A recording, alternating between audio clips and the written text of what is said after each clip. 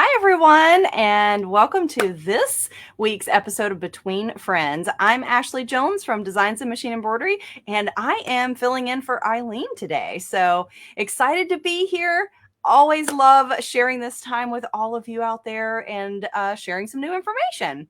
So today we've got a really good Facebook Live live, I guess I should say, in store, and we are going to be talking about mistakes, mishaps. They all happen to us, right? And so while you're piping in and telling me where you're watching from, tell me about your embroidery mishap or embroidery mistake. And I also would love to hear how you corrected it. We're going to be talking about those things today. I've got some tips for you. And of course, the things that I have to share are by no means everything that you can do. It's just some things that I collected that I know work for me, but I bet you guys have some creative ideas out there as well. So tell us where you're watching from. Tell us if you've had an embroidery mishap. Tell us what it was and how you fixed it. So I'd love to hear from you over in the chat. So we've got lots of people joining in. I see we already have someone from the Netherlands. Thanks for joining, Terry. And so we've got Kathy from Texas, Trenton, Texas. She says it's hot again, which I can certainly imagine. We've got Anne from California. Thanks for joining, Anne. She's a frequent flyer and I know a user of our software. And we have Tracy also talking about her heat, 103 degrees in Arizona. So very warm. Harriet Ann, she's my neighbor to the north. And hey, we're warm down here, but not that not that hot, right, Harriet? So tell us where you're watching from. Tell us if you've had any embroidery mishaps. So Canada in the house. Thanks for joining, Davina. Good to see you. We've got more Texas, England. So we are all over the globe today. So nice to see all of you guys. Ohio, Louisiana, San Antonio, California, San Diego, California, and also see the Bay Area in California, South Carolina, South Dakota. Thanks for joining, Shar. So many familiar names and faces. Thank you. So Jennifer, hey Jennifer, she's a frequent flyer over on our user group as well. And then Roy, I love seeing Roy. He's the one that always teaches me something new when it comes to software and digitizing. So welcome everyone. Okay, so let's get started about what we're going to be talking about today. So I see that quite a few people have joined. So today we are going to be talking about, are we going to remove or are we going to cover up our mistakes? So it's really up to you. It certainly depends on what you're stitching on and whether or not you're in a time constraint. I also think that it is something to consider about the cost of the item that you stitched on. If it's something really inexpensive that you can replace easily, sometimes it's not worth the time. So we're going to talk about some of those mishaps and then how we can correct them. We all know that we should prevent them, right? But that's not always the case, especially when we're in a hurry. So what happens when you're stitching? So things that you may have come across or things that may have happened to you, typos, that's certainly something that's happened to me before. You put in the wrong thread color or you just pressed go with the last thread color that's in there. You stitch something and you're unhappy with the results. Maybe it has a lot of puckers and you would like to try again. What if you stitched the item to itself? I have definitely done that more than I want to admit. What about a hole? Either you accidentally snipped a hole in it or when you were trimming, Or have you ever had a broken needle that kept sewing and it just chews a hole in your fabric? So we can certainly cover that up. That's not something that we can usually undo, but I've got some suggestions for things that you can do to cover that up. Birds nesting sometimes can make a mess with our fabric. Look at this example. This was Eileen, her example where she stitched over a Target sticker. You guys know our adhesive stickers that we use for marking placement. They are not water soluble. You definitely want to remove those. Placement, bad placement, or either incorrect orientation. I tell you, that's something that I like my towels to hang out of the right side of my machine. Sometimes I forget to rotate 90 degrees. And I tell you, when we're in a hurry, it is the absolute worst. So, and then GB Willman says, when I step away from my machine, the embroidery arm hit my chair and really knocked the design to an unwanted place. Yes, that certainly happens when we knock it out of registration. It certainly is something that happens, and we either need to decide, do we toss it? Do we save it? So that's definitely something. I tell you, all kinds of things go on too whenever you turn your head. It's like your embroidery machine knows that you turned away, and then something like this happens. So you've stitched your item to itself. It gets even hung up in the foot. So that is something that I definitely can relate to. I've even bent a foot by doing this, that it kept going and just really caused a mess. But removing your foot in this case is a really good tip, so that you can take everything off of the machine and maybe work on a flat surface somewhere with better lighting. So that's always a good option to do. But there's so many other things that can happen. What if you sew it to yourself and it's literally entangled in the hoop? Again, you can remove those stitches to hopefully save it. But of course, if you cut this to remove it from the hoop, then depending on your item, it could be ruined. So sometimes it is, a necessity to remove the stitches as best we can. So, and then we mentioned this misspelling is something that is really easy to do. Just flipping a couple letters, transposing those. Some of our habits, we're in a hurry. We get going super quickly and we don't always double check, right? So I have had, I think, all of these happen. So, and bird nesting. So bird nesting doesn't always necessarily ruin the product or the project. But trimming that stuff away from the back before you start your machine again is always a good idea, because if you don't, you've got that big bunch of thread, you'll hear a difference in the sound of your machine. So you'll hear kind of like that knocking kind of noise as it's trying to penetrate all that thread. So it's a really good idea to trim that away. And I'm going to be talking about our electronic stitch ripper today, and it'll actually shave off that bird's nest like with just really no effort. So but one thing that is really good to do is to test. We don't always like to test, but Deborah Jones told me once that there's two types of embroiderers, those that test and those that wish they had, because it certainly can save us. So this is an example of Eileen and how she does her testing. She saves, maybe a towel or a t-shirt or an item that she's had a mistake on, and then she uses it purely for testing. When you're testing, you should test on the similar type fabric that you're going to be stitching that final design on. So it's always a good idea to have something around that's, really that's the only purpose it is for testing. It doesn't have to be pretty, just similar to the type of fabric, so that you can make sure that you test. So, and then Barbara Jones says, I don't use my stitch ripper very often, but when I do, wow, life is so much easier. I totally agree with you, Barbara. And I'm with you. A lot of times I'm in a hurry and I just toss things aside and think I'll come back to them and I'll just start over. But if you really only have one and you really need to pick it out, then it definitely makes a huge difference. So, and then Elizabeth Culver, my friend up in the Pacific Northwest, the Spokane area, she says, I can't count how many times I've sewed the hoop in. I love my dime stitch eraser, and it makes it so much easier. I totally agree. Thank you for sharing, Elizabeth. So, so testing is always a good idea.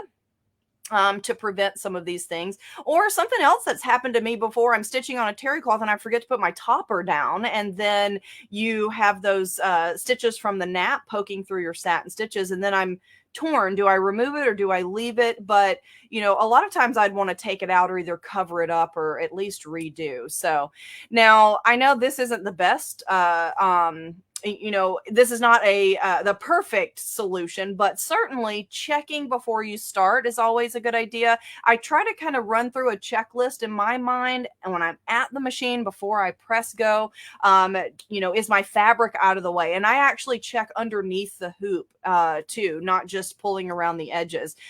Do I have the correct design loaded? Is it the correct orientation?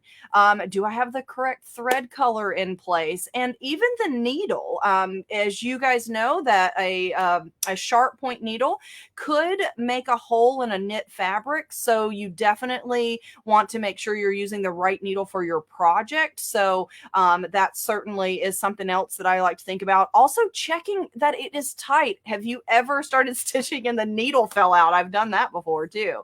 That doesn't usually cause as much of an issue, but I do worry about it damaging my machine. So it's always good to check to make sure everything's nice and snug. The foot, the needle, and your hoop is all in and attached correctly.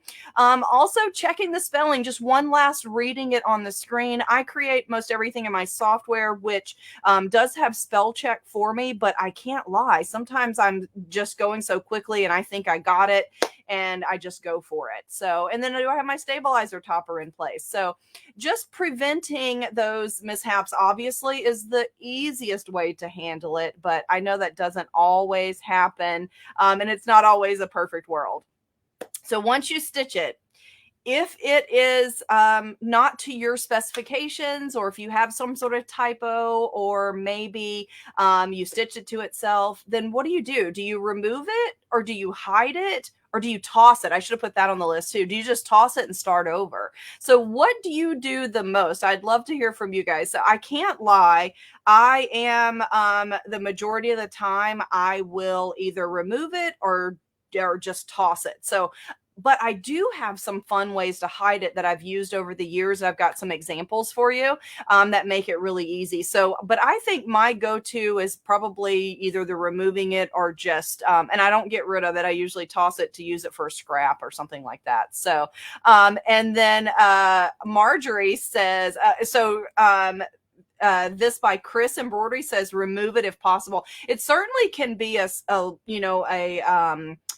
an inexpensive way to fix the project, because then you don't have to replace the item. A lot of time, if I'm doing it just on fabric that I own, it's much easier to set that aside. But definitely when you only have one, and that's the one that needs to be done. So, and Marjorie Hirschberger, thank you for joining. She says embroidery is 90% preparation and 10% stitching. So absolutely, I love that. So that 90-10 rule for sure. And then Reen says, I always check the back side before removing any embroidery from the hoop. Sometimes things are easier to fix while still in the hoop. And that is one of my tips, Reen. I'm so glad that you said that, because my tip for removal is leaving it in the hoop, even to do that removal. Because as you guys know, if you leave it in the hoop, then you certainly can get it realigned much easier. So, and then Donna says, I guess I'll have to rewatch the first 9 minutes since I was waiting on YouTube. Want to repeat any highlights? So honestly, Donna, first 9 minutes, I just was welcoming everyone and just kind of telling them the topic. So I don't think you missed anything in that first 9 minutes, but certainly you can go back and rewatch and rewind. So, and watch as many times as you'd like. So, okay, so remove it or hide it. Okay, so let's first talk about hiding it or cover it up. So if you have a mistake, these are just some ways that I have used to cover up a mistake. An applique is always good, because applique, you usually can completely cover a design, and sometimes you don't have to remove any stitches to use an applique to cover that up. An applique is also good if you put a hole in something, because it completely will cover that hole and correct that mistake. A patch is another good way. So an applique, you might have to make sure you get that lined up in your hoop in your machine to make sure it covers that area. But now a patch, you can make a patch separately and just fuse it right on top of the mistake, which is something that, as you guys know, growing up, my mom used patches to repair holes in pants, every single day of my life, it seemed like. So patches are great for fixing mistakes, covering up, but these things also can cover up not just if you made a mistake. Have you ever been shopping and wished that a particular item, say at a secondhand store, didn't have a monogram or didn't have a logo, and you certainly would take it? Well, you can remove those stitches too. You can cover up those designs too. Now, you guys also are familiar with the fact that we have been using heat transfer vinyl in our embroidery. So that is another great way to cover up, and you don't have to put it back in the embroidery machine or in the hoop. And a gnat blocker is a great way to add a foundation fill. Some of your fabrics, when you remove the stitches, will have holes in them. And so you need a way to hide that. And an applique is not always what you want to add to certain types of fabric. So certainly those are ways that I've used to cover up. And I've got some examples that I'm going to show you. But also adding decorative trims, ribbons. I mean, there's so many other ways that you can cover up a design. So tell me over in the chat, what is your favorite way to hide or cover up a mistake? Do you use appliques or patches? What kinds of things do you use? So tell me that over in the chat. Now, if you are going to remove it, this actually speaks to what Reen just said, Reen Wilcoxon of Embroidery Gardens. If you are planning to remove it, if you see a mishap happen, you stop your machine and you want to remove those stitches, first and foremost, keep it hooped if possible, because you can put it right back on the machine and then it's easier to get it all perfectly lined up. If you can't keep it in the hoop, or maybe it popped out of the hoop, I do have a tip for getting it back aligned in the hoop.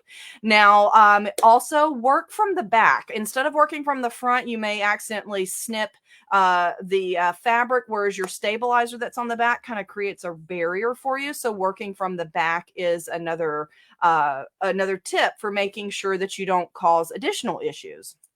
And then once you were ready to start stitching, especially if I was using tearaway stabilizer, I like to put another piece of stabilizer under there just to give me more stability in case I have a hole in the stabilizer that I was already on my item and I accidentally made a hole in the stabilizer, but I would rather do that than the actual fabric itself. So, and when I do that, I would float that under the hoop so I don't have to hoop it in. If you do have to take it out of the hoop or it gets popped out of the hoop, you certainly can re-hoop another piece if you like. So that is no big deal. A tearaway is nice because then you can rip it away. So, okay, let me head over to my camera and we're going to talk about removing first, and then I have some examples of some items that I have covered up that I'll share with you that I think that you'll like. Okay, so here's my item, and notice that I misspelled the word chillin',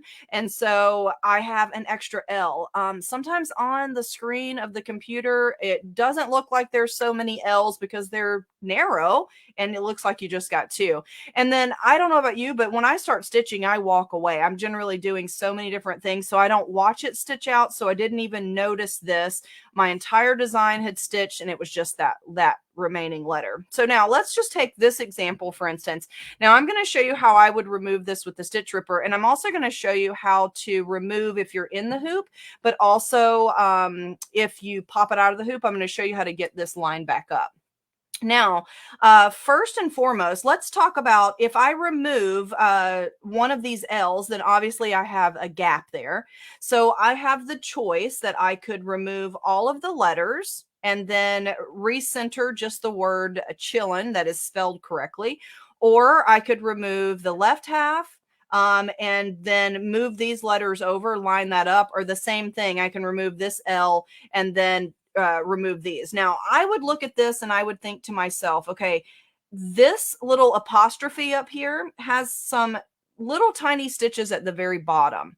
So if I was going to just remove half of it and just go with it, even though it wouldn't be perfectly centered, I probably would start on this side just because this is going to be a little more difficult to remove. And so this is just me and my thought process. Okay. So I probably would remove these letters to the left, but if I remove these and then just restitch the CHI next to these two L's, is it going to be off center? And am I going to be disappointed with it? Well, I would go to my software first and check that. So let's take a look at that. So I'm in my embroidery tool shed. And I want to show you two different things. Now, if you have an embroidery design that you save as your machine format, when you open that up and you try to correct these letters, you can't just correct the spelling. So when you save something from your Dime software as the format for your embroidery machine, it then, we call that an expanded format. So now this does not see, the software doesn't see this as text anymore. So I can't just select it and adjust it. But what I can do is I can just delete this one letter here and see what it's going to look like if I just delete these, and then I would save this separately and line it up. Okay. Now, by doing that, I can look at that and tell, even though it's not 100% centered because I centered it with the 3 L's, I'm perfectly happy with that. So I would not remove all of this and try to recenter. Personally, I would just simply remove that 1 L, the I, H, and the C, and then I would restitch this area. Now, to restitch just these letters here, I would probably resave the whole design and I would skip ahead to this letter, and I'll show you why when I rehoop. You certainly could just save this part of the text by going File, Save As, and in any of your Dime software, if you click to save the selection only, it's only going to save the CHI. It won't save the entire design.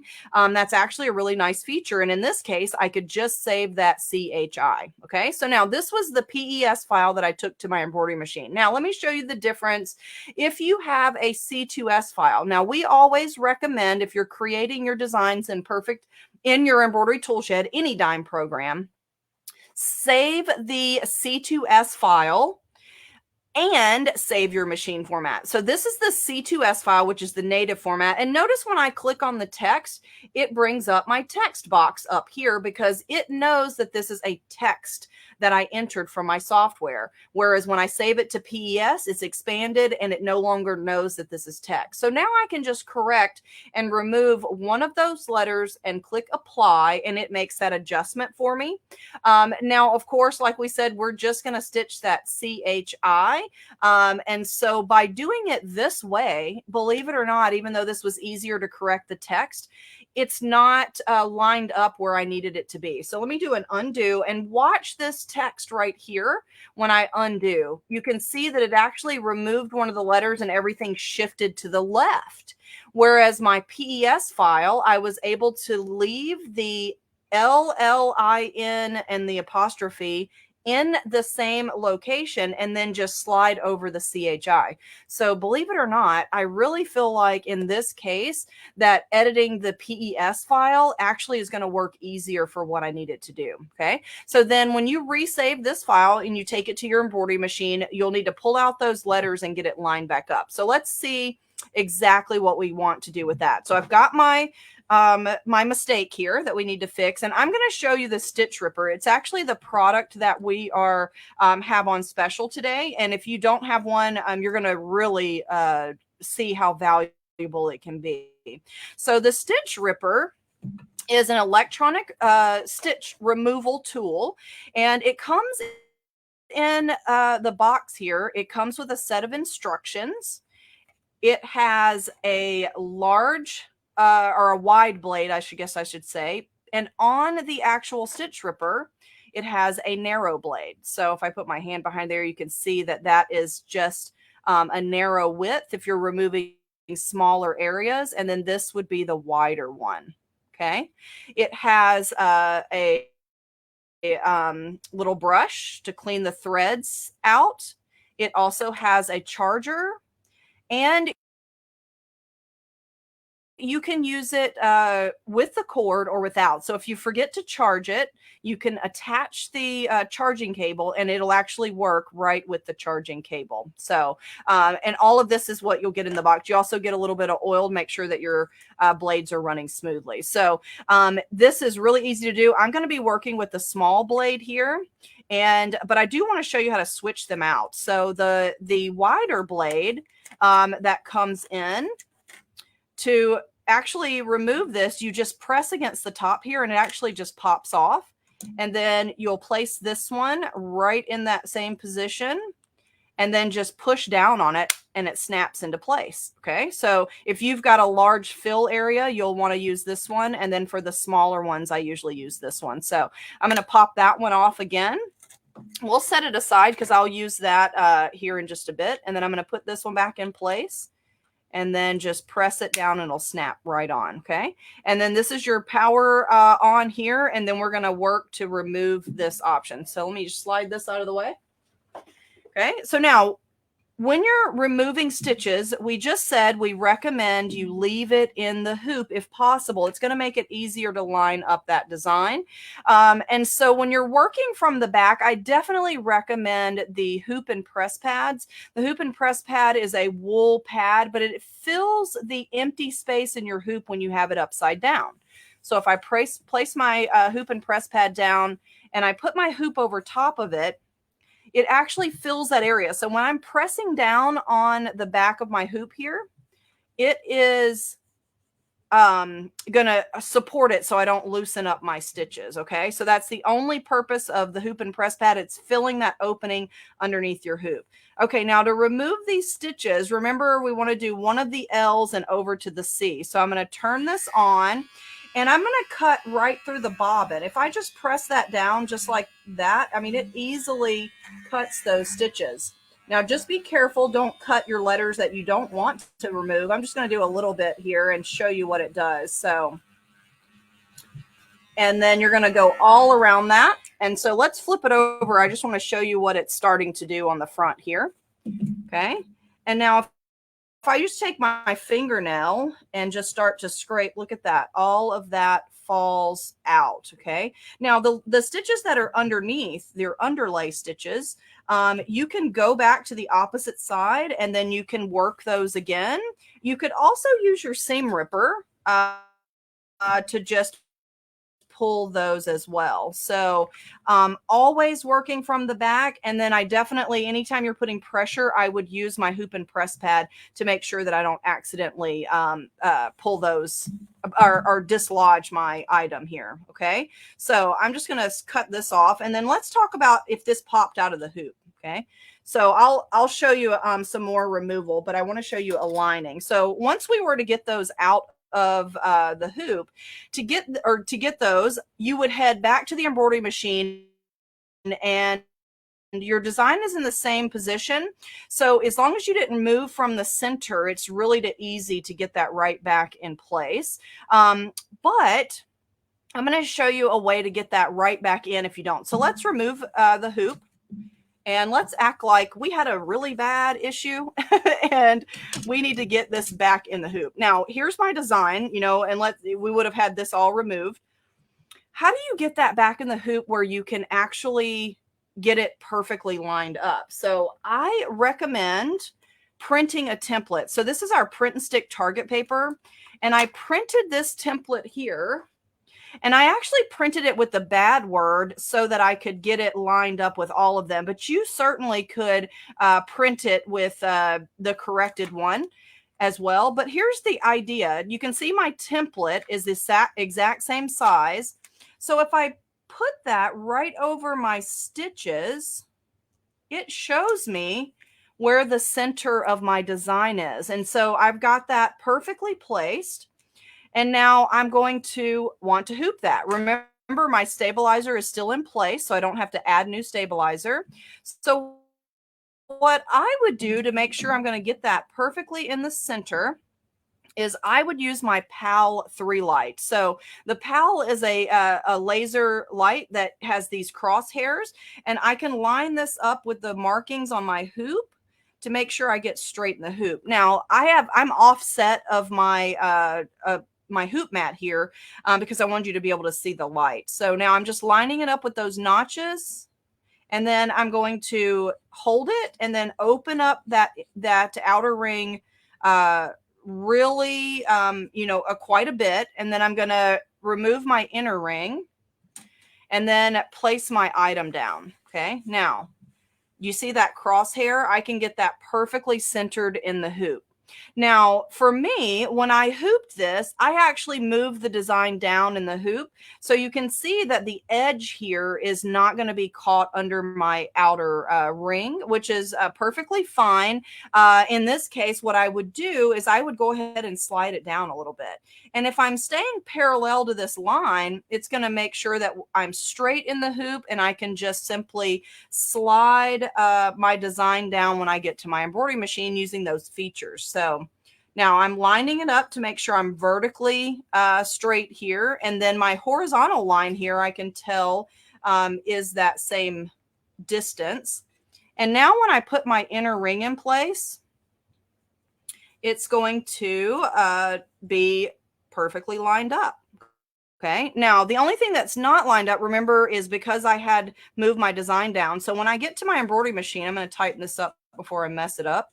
When I get to my embroidery machine, then I'm going to bring up my new corrected design, and then I'm going to move my needle straight down. Now, I should be straight vertically, so I want to move that needle down to the center of that intersection there, and that's going to put it in the right place in the hoop because I had moved it down.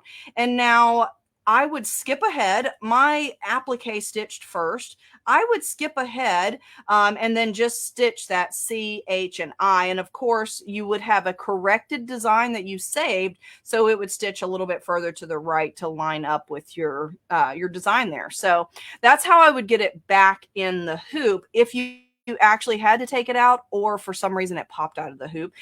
So the print stick target paper is super helpful, and the PAL 3, and then your stitch ripper for removing. So now let me slide this to the side, and those are the hoop and press pads. There are different sizes for different hoops. I'm using the 5x7, so you can see upside down non-slip surface, and it's filling that area of the hoop so I don't accidentally make a mess. Okay, so let me show you a couple of other things. So what about something like this? So have you ever stitched on faux leather? If you remove these stitches, it's probably going to leave a bunch of little holes in this fabric. So I'm going to flip over. Now I'm in my sticky hoop, which is a flat metal hoop, and I have a little bit of a space here because the attachment sticks up higher. So when you're working with your snap hoop monster and your sticky hoop, I would hang that off of the edge so that you've got now a flat surface to work with. And again, if you're removing those letters, let me just remove a few here and I'll show you what I mean. This is likely going to have some holes in it. So I just press right down on those stitches. Again, your stabilizer is creating a barrier so that you don't cut your fabric, okay? And you just remove. And then let's flip over and see what it looks like on this side. So after I remove these, and I can just pull those out, I've got a bunch of little needle penetrations in this faux leather. Now, I know that's hard to see on the camera. Let me raise it up and see if you can see it. You can kind of see they actually make almost a line because the stitches are so close together there. So this is our nap blocker over here to the right. So this is a tip if you have to remove stitches on something that would make holes, or you accidentally made a hole. This is an easy way to cover that up. So this is a loosely dense fill stitch. It's we call it a nap blocker in our software, and it lays down a foundation so that you can hide the fact that you've got all those little holes in there. And it really makes like a cool kind of look to it, right? So you did it for a corrective measure, but it certainly makes a really cool monogram as well. So I think that that's a really good way. If you're working with something like faux leather or any other fabric that maybe is going to make some permanent holes, that's an easy thing that you can do. This is also good for your terry cloth or your nap blocker too. And all of these little threads, when you start picking this stuff off and it makes, a mess everywhere, when I print on my print and stick target paper, I cut away the excess. I actually keep these little pieces and I use them for lint removal like this. So I can pick up all my lint. Look at that. So I keep all those little scraps of sticky stabilizer for that very purpose. So if you're removing an item with your snap hoop monster or your sticky hoop, then hang that attachment off of the edge of your table like I've done here on this example on this board from my Totally Tubular, so that when you're working from the back and you're pressing down, it's not going to dislodge your item. So, but look how nicely that came out there. So, and you saw I didn't even take very long to do that. Okay, so now let's talk fill stitches. So let me head over and grab this example here. So this little guy is just a mess. So, and it's a little sad face because, well, he's sad that it looks so bad. Here, this is like the left chest of or right chest of a shirt is this example. So what could you do? We could remove them, but you could also cover it up. You could do a patch. Okay, look, and that's a much better smiley face, right? But what about something like this? What about making a faux pocket with your embroidery machine? This is just fabric, and I created a pocket shape, and then I could iron these edges under, and then I could stitch that right on. Okay. And so you could do that not just with something that you're embroidered on. If you've got something at the thrift store that you need to cover, that's another good example to do that as well. But let's talk about removing fill stitches. Fill stitches are the ones that nobody really wants to remove.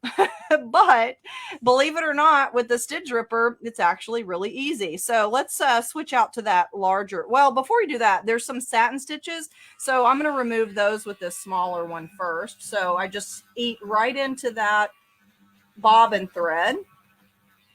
And then I'm going to switch out to my larger blade there so we can see that process. So again, you just push it forward, and then this one, snap from the back side and just push it in place. So easy, right? Okay, now for the fill stitches, the same thing. So if you just, you're just scraping along, it's creating a lot of fuzz. And that is a combination of your stitches as well as your stabilizer that might be coming up with these stitches here. So if I just press on some of those, and then we'll scrape those from the front side. I'll show you exactly what it's doing. So you can see that larger blade makes a difference, especially if you've got a huge area. And again, you can use your lint roller or something to remove that excess. And then from the front side here, look how that just pulls up. So you would just keep going until you get all of those out. And with something like your knit, as you guys know, the holes really do fill in as long as you didn't make like an actual hole through the fibers. So, but you just pull those up and just keep going until they're all done. You can see the eyes came right off from that first set of stitching that I did. And we've got some more stuff coming out over here. So you just keep going and keep working from the back to get the remainder of that out. So that is removing with the stitch ripper. But let me show you a couple of other things you can actually do with the stitch ripper as well. So do we have any people out there that like to use their serger and but you dread it if you have to pick something out? Well, believe it or not. So I put on my binding with the serger. but I can actually use the stitch ripper to remove my serger stitches as well. Look at that. So you can use it for your embroidery, but serger stitches also. How cool is that? Well, we don't like to do unsewing, so it's not super cool, but it certainly makes it easy if you have to do it. So you can remove serger stitches. What about this? So if you are, some people I know that are really particular about the back of their design. So this cute little design here, but I have like a tie off for every one of those letters. So stitch ripper to the rescue. Now for this, I'm turning it the opposite way and I'm not pressing very hard, but it's cutting and trimming off of those excess for me. So look at that. So you can use it to trim your threads. Just don't press down. You don't want to remove anything, right? And so just very gently removing those stitches. But again, I like to push from the direction that it's bringing it up. So then you're not going to accidentally hit your stitches, but you have to be very careful with this method because you don't want to remove. So, but you can do that and clean up the back of your design if you'd like.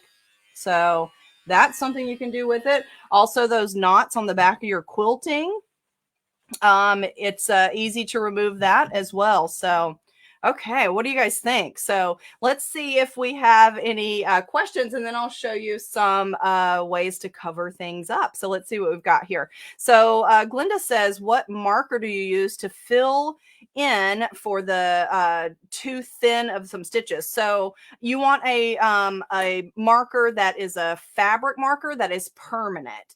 And make sure that whenever you're coloring, that it's not going to bleed. So for instance, again, test it with another type of fabric, but that also works, Glinda, not just for the too thin of an area, but it also will work if your bobbin comes to the top. Now, if you discover a area that is not thick in the stitches while it's still in the hoop, I usually will just run that part of the design again. That's another way to fill in for those stitches as well. So that's a really good question. So just looking to see if we have any other questions. So if you've got any, make sure that you're posting in the comments. And so Marjorie was telling us about one of her instances. She put a hole in my grandson's onesie. So I did a patch of a rocket ship. That's a great idea. It covered it beautifully. So I love that. And so, and Linda Brooks says, I need to do a lot of patches. Shirt seems to have holes in the belly and the tees around here. Patches are very handy. So not only for covering up holes, but covering up maybe an old logo, something that you're not associated with anymore. So okay, if you got any questions, if you have a question, put like 3 question marks in front of it so I don't miss it. It just makes it easier to pick it out of the lineup there. So Etta says that pocket idea is amazing. Never thought of that. Thank you. And so why not make a real pocket? Well, so yes, a real pocket, Rosalind. I just meant by a faux pocket, meaning that it was out of the different fabric and I created the shape in my software. But absolutely, you could stitch that down to make it a functional pocket as well. So, but just depends on what you're working on. So yeah, very good point. So, and then Rain Wilcoxon says she had to redo binding on a quilt and she had it off in just a few minutes with the ripper. Oh, that's a good point. So yeah, using your regular run stitch to remove that too. So very good point. So, and then Marianne says a great idea for the serger stitches. Those are always hard to remove. I agree. It's just a lot to have to rip with your seam ripper. So, and then Nancy says, what is the blocker again? I'm not sure. I'm thinking that you're meaning the hoop and press pad. Nancy, is that what you mean for the blocker? So this is a pad that fills the shape or the empty space in your hoop when you turn it upside down.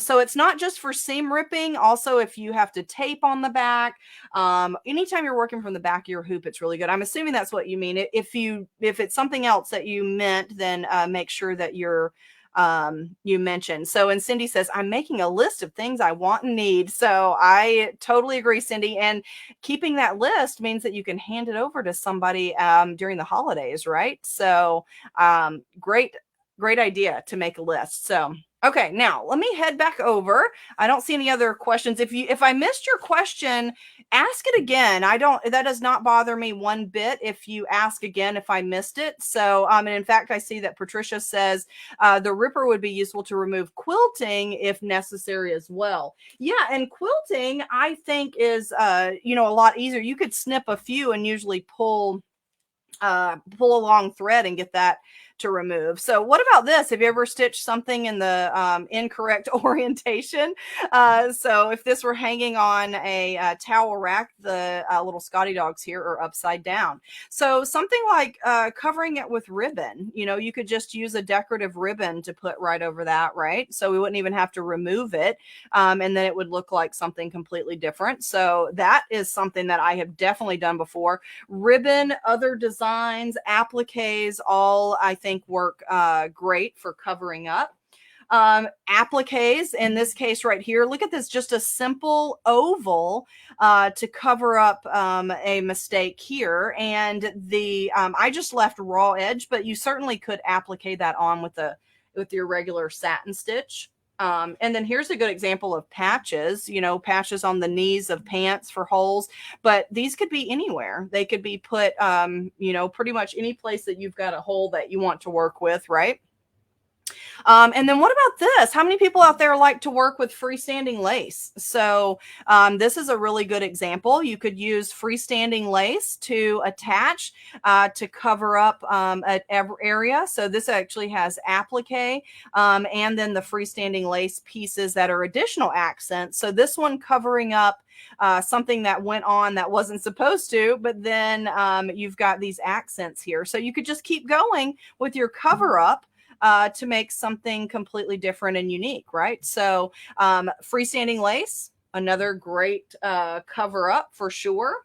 And what about this? So this is a little applique here that I accidentally cut into the shirt when I was trimming. And then I stitched the bow to cover up the side that I cut. And of course, you've got to do the other side as well.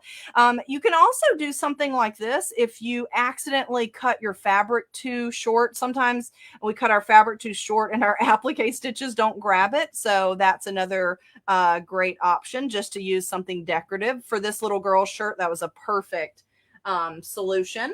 And then I've got one other one that I want to share with you. So take a look at this. So this just is the letter D, a little monogram. And then when you're cutting out that center hole there, I accidentally cut through the onesie here when I was trying to actually just cut the fabric.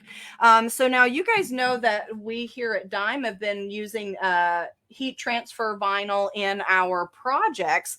So in your applique project, so we've found lots of fun uses. So keep those scraps. So I've got this baggie of just different size scraps that I've used in my embroidery projects, and I keep those. So what you can do is actually cover this up with HTV. Now I thought this would be cute to be like a little heart shape. And so you guys remember when you were in grade school how to make a heart, right? So we just fold this in half and then cut our heart shape here. And so this one does not have the carrier sheet on it. So I'm just going to cut and hope I got it big enough here. And just like that. And look at that. How cute is that, right? And then this one does have the carrier sheet. Remember, if you're using HTV in your embroidery, that you do not want to leave the carrier sheet on. But in this case, it's fine to create that shape right on this carrier sheet, and then you can remove it. So now instead of folding this in half, which actually it might fold in half, I could just draw a heart right on the carrier sheet. Oh gosh, I did better, I think, at the cutting than that drawing. and then we could cut it out just like this.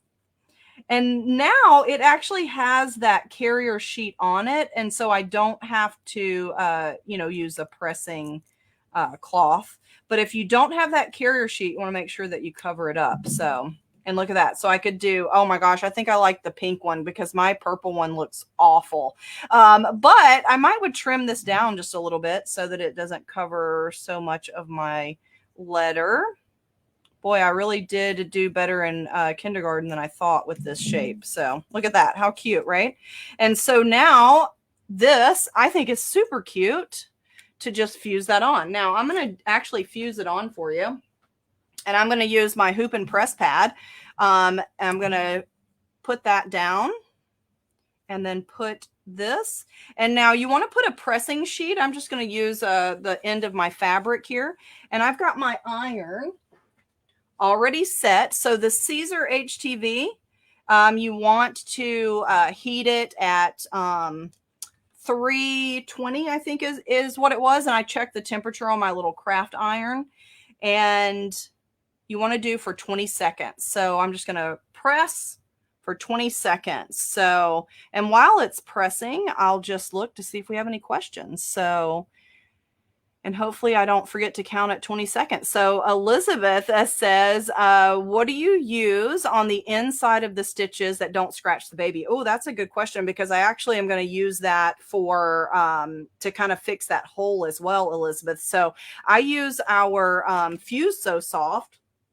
Fuse So Soft is a product that you iron onto the back of the embroidery so that it's doesn't feel scratchy. But look at that. So isn't that cute? So now it looks like still the D, but I've got that cute little heart for the centerpiece rather than just that regular shape. And you could do this anywhere. Like, I mean, you could cover up a hole. If you stitch this to itself, you could put it back here. HTV is heat activated. When you iron this on, it is permanent. So you can wash it, you can dry it. Just wait 24 hours to give it a good bond. So, okay, now I cut all the way through those layers. So for the back side, and to answer Elizabeth's question there about having something to prevent the scratchiness, I would recommend this is our Fuse So Soft. You can see it's a fusible tricot. It is super, super soft to the touch. And you would lay it over the entire embroidery and then iron it down. This is a permanent fuse, so once it's laundered, it's still going to stay. But in this case, I actually snipped the fabric and all the way through the stabilizer with that hole. So regardless of a baby item or not, if I were fixing a hole from the front, I probably would use this for the back as well, just to give it extra stability. And not to mention an added bonus, it makes it really soft to the touch there. So isn't that cool? So that's our Fuse So Soft. So really, really easy to use, and it is a permanent bond, so it will cover up the back of those stitches. So, okay, so anybody have any questions on any of that? So, okay, so I'll look back through and see if I see any others really quickly, but I do want to show you, so that nap blocker, because I see, oh, maybe that's what Nancy was talking about. Nancy asked for the blocker again. Maybe that's what Nancy was referring to. So the nap blocker. So if I head over to my workspace here, and I actually created a letter, so I'll bring those in here on the screen. And notice that this letter here has the satin letter, but it has this fill stitch around it. So that's called the nap blocker. If you select your design in either Perfect Embroidery Pro or in Word Art and Stitches, it is in Word Art and Stitches, do a right mouse click and under Utility, say Create Nap Blocker. And then it'll ask you what distance. So I left the default, but let's put it closer here so that you can see. It doesn't have to show that much around your design. So I'm going to put maybe like a 0.5 here and click OK. So you can see that that's barely sticking out of my stitches. So it can be further apart, further from your design or closer.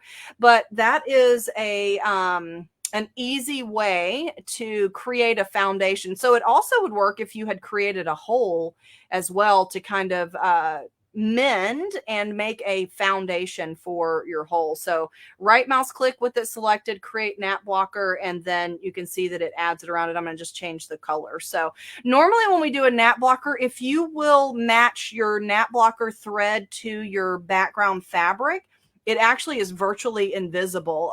In fact, I'll show you this example here before we go back to some more questions. So this is a terry cloth towel that I used it on, and I matched the thread for the nap blocker perfectly to the terry cloth. And look how you can not even tell, unless you're looking up really closely, that there is an actual thread behind that text. So if you match the thread to your background, you won't notice it. I did a contrasting thread so that you could really see that in the example that I showed. So the nap blocker is a really good thing to have as far as your software goes. So what did you guys think? So I think that maybe was what Nancy was asking. So hopefully one of those answered her question there. So if you guys have other questions, then make sure that you're letting us know in the chat, and I will try to get to them before we go.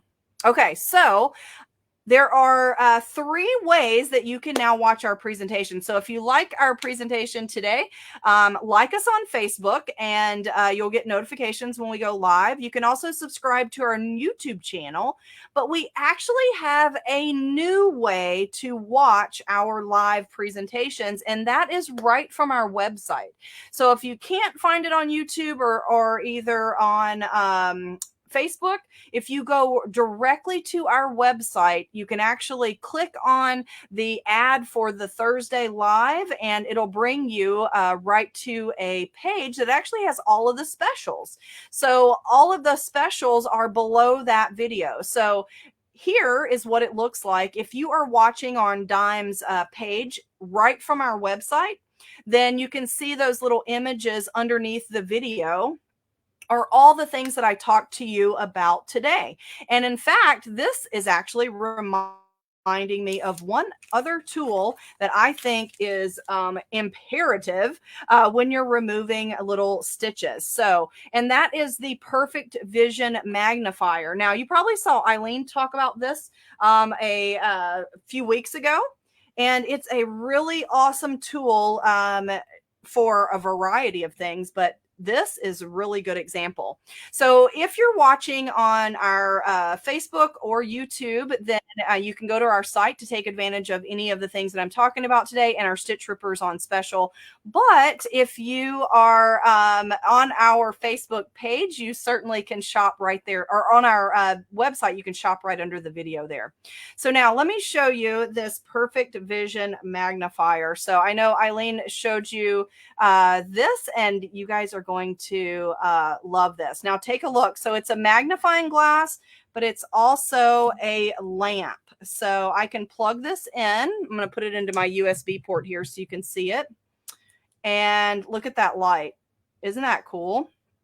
But look how much it magnifies. Look at the stitches over here. If you had to remove some run stitches and on black, and look at the difference right here. So if you are removing stitches, and especially black on black is hard to see, the Perfect Vision Magnifier is a really great tool to help you remove those stitches. So that and your Stitch Ripper would work hand in hand in this case. So, and you can also adjust the light to different settings. So that is another tool that I definitely recommend. So now the before we go, I do want to let you know that if you're not subscribed to our YouTube channel and you don't like us on Facebook yet, I definitely recommend it. So let's watch this short video of exactly how you can do that. In this video, we'll show you how to subscribe to a YouTube channel and follow a Facebook page through your phone. Let's start with YouTube. First, open your YouTube app on your phone. Once you're on your home page, search for the Designs in Machine Embroidery in the search bar at the top of the screen. Click on it and go to the channel page. Once on the channel page, click the subscribe button, and that's it. You're now subscribed to the channel. Now, let's move on to Facebook. First, open your Facebook app. Once on your home page, search for Designs in Machine Embroidery in the search bar at the top of the screen. Once on the profile page, click the three dots and select the follow button. And that's it. You're now following the page. Thanks for watching. So make sure you subscribe and like us and you'll get notifications. And then also you can watch on our page now and all of the products listed below. So the Stitch Ripper is our special product for this Between Friends. So it is on special price. If you don't have one, it's definitely a great time to get it while it's on special. If you spend over $75, you'll get free shipping with that code 75 ships free. So take advantage of that. The last thing I want to share with you before we go is, of course, our on the house design. So on the house designs are free weekly designs that Eileen announces each week on our Between Friends. And then once a month, she gives you a project to go with the free design. And these are limited time, so make sure that you get them while they are available. When you are posting your project, make sure that you're using the hashtag Dime Sew Along, hashtag on the house, and or hashtag exquisite thread. And in fact, we have this fun little video of all of the projects that you guys have been submitting using those hashtags. So take a look.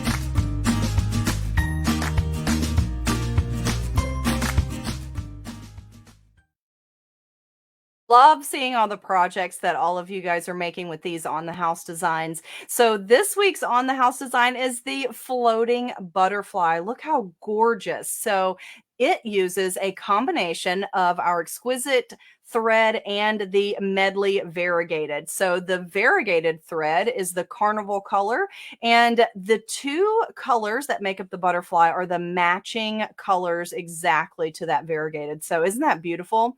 So make sure you get your on the house design. I love the look of that variegated. So definitely use your hashtags to let us know what you've stitched with your on the house floating butterfly. So next week on Between Friends, Eileen is back. So she always has something amazing in store for all of you. So make sure you join her next week, same time next Thursday, 1 p.m. Central Time. So until next time, I will say bye for now, and I'll see you the next time I'm on Between Friends.